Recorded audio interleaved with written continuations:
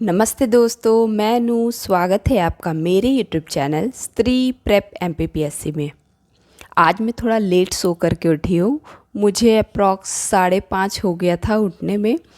तो फिर चाय बना करके मैं पढ़ने के लिए बैठ गई हूँ। क्या है ना कि अभी नवरात्रा चल रहा है तो टाइम का थोड़ा सोने में लेट हो रही है, तो फिर मेरी नींद आज नहीं खुली।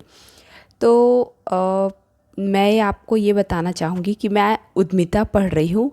मैं उद्यमिता में एक चीज़ देखी हूँ कि उद्यमिता सब्जेक्ट तो बहुत आसान है, लेकिन जब इसके बारे में आप पढ़ के लिखो ना तो थोड़ा मतलब मुझे भूल जाता है, क्योंकि इसमें अलग अलग जो क्या कहते हैं उनको, जो नाम रहता है, मतलब उद्यमिता के जो एंटरप्रेन्योर हैं वो लोगों के नाम के साथ उनका डेफिनेशन याद करना थोड़ा डिफ़िकल्ट होता है। जैसे क्या है ना कि पहले उद्यमिता के कुछ जो हैं वो डेफिनेशन दिए हैं, उसके बाद फिर अलग अलग टॉपिक जैसे सृजनशीलता के हो गए, फिर व्यवसाय योजना, ऐसे अलग अलग टॉपिक के अलग अलग लोगों ने उसकी परिभाषा दी है। तो वो मुझे डिफ़िकल्ट हो रहा था। तो आप आज की वीडियो में देखेंगे कि मैं लर्न करने के बाद ना मैं लिखने की कोशिश कर रही हूँ।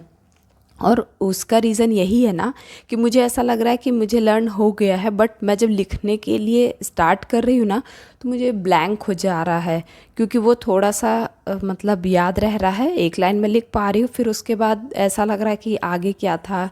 तो मैं आप लोगों को भी यही कहूँगी कि आप भी ऐसा प्रैक्टिस कर सकते हैं। मैं आंसर राइटिंग नहीं कर रही हूँ यहाँ पे, मैं जो पढ़ रही हूँ वो अपने पॉइंट को बस लिख रही हूँ कि मुझे कितना रिकॉल है। जैसे जनरली मेरा आदत है हमेशा से कि मैं पढ़ती हूँ फिर लिखती हूँ, बट मॉर्निंग में ये काम नहीं करती हूँ, क्योंकि मुझे ऐसा लगता है कि इसमें बहुत टाइम वेस्ट होता है।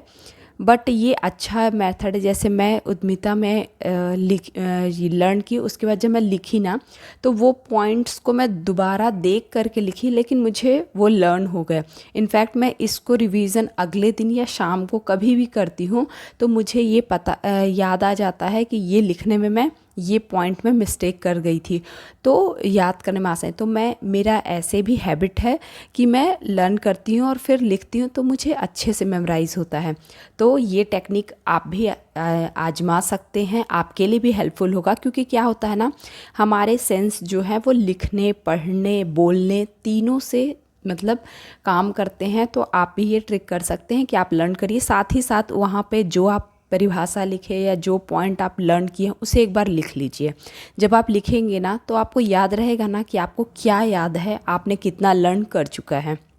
और फिर एक दो बार आपको ऐसे भी रिवीजन करना पड़ेगा, इसमें थोड़ा टाइम ज़्यादा लगेगा, लेकिन हाँ ये है कि अगर आप उसको एक बार लिख लेते हैं तो फिर आपको अच्छे से याद हो जाएगा।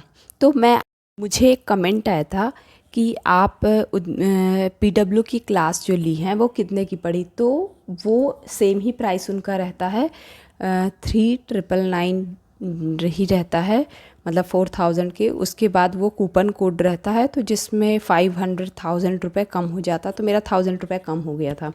और आपको मैं इन्फॉर्मेशन एक देना चाहूँगी कि पीडब्ल्यू में मुझे टीचर सारे बहुत अच्छे लगे, बहुत अच्छा पढ़ा रहे हैं, बहुत अच्छा है।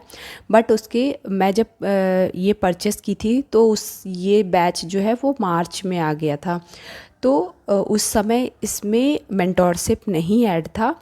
तो ये मेंटोरशिप जब अभी मेरे को लगता है 2-3 महीने पहले ही आया है, तो मैं उसे 1000 या 1500 के करीब का था, तो मैं उसे ऐड की। तो मेंटोरशिप भी मेरे को मतलब खजाना करके उसमें ऑप्शन है, तो वो ऐड हो गया है। बट मैं वहाँ के मेंटोर से सेटिस्फाइड नहीं हूँ, क्योंकि वो मेंटोर मुझे आज तक 3-4 बार कॉल किए हैं, बट मुझे ऐसा नहीं लगता है कि वो गाइड कर पाए हैं। एक मेंटोर मुझे कॉल किए थे, उनसे मैं बुक लिस्ट पूछी कि सर मुझे ये टॉपिक पढ़ना है तो आप बुक बता सकते हैं, तो उन्होंने कहा कि आप पीडब्ल्यू के स्टोर पे जाइए, वहाँ पे इतने बुक अवेलेबल है हमारे, उनको आप परचेस कर लीजिए, उसके बाद फिर हम आगे आपको गाइड करते हैं। तो मतलब मैं ये चीज़ ये नहीं हूँ कि, अब मेरा कहना है कि आप कोचिंग संस्थान से जुड़े हुए हैं तो सही बात है, आप अपने ही मटेरियल को बेचेंगे, लेकिन फिर भी आप अगर सिलेक्शन चाहते हैं तो आप मतलब अलग अलग कोचिंग के नहीं तो कम से कम एटलीस्ट बुक का तो सजेशन दे ही सकते हैं। और दूसरी बात, एक आध दो बार और भी मेरे पास कॉल आया है जहाँ पे मैं उन्हें कही हूँ कि मैं हाउसवाइफ हूँ तो मुझे एक स्ट्रैटेजी वीडियो चाहिए या स्ट्रैटेजी चाहिए कि किस तरह मैं प्री मेंस साथ में पढूं, या फिर मैं मेंस पे किस तरह कमांड कर सकती हूँ, मैं मेंस को कैसे क्लियर कर सकती हूँ, प्री कैसे क्वालिफाई करती हूँ, मुझे एक स्ट्रैटेजी वीडियो चाहिए या फिर आप मुझे एक्सप्लेन करिए। तो वो मुझे उन्होंने यही कहा, आप PYQ को देखिए, आप सिलेबस एनालिसिस कीजिए, आप ये सब कीजिए। बट उन्होंने मतलब जो मुझे चाहिए था, जो मेरी रिक्वायरमेंट थी, उन्होंने फुलफ़िल नहीं किया। और जहाँ पे मैं बताती हूँ कि मैं हाउसवाइफ हूँ तो उनका मतलब मुझे ऐसा लगा कि वो ऐसे सोचे कि ठीक है ये ज़्यादा टाइम पढ़ती हैं नहीं तो फिर कोई मतलब नहीं है इनके ऊपर अपना टाइम ये करके।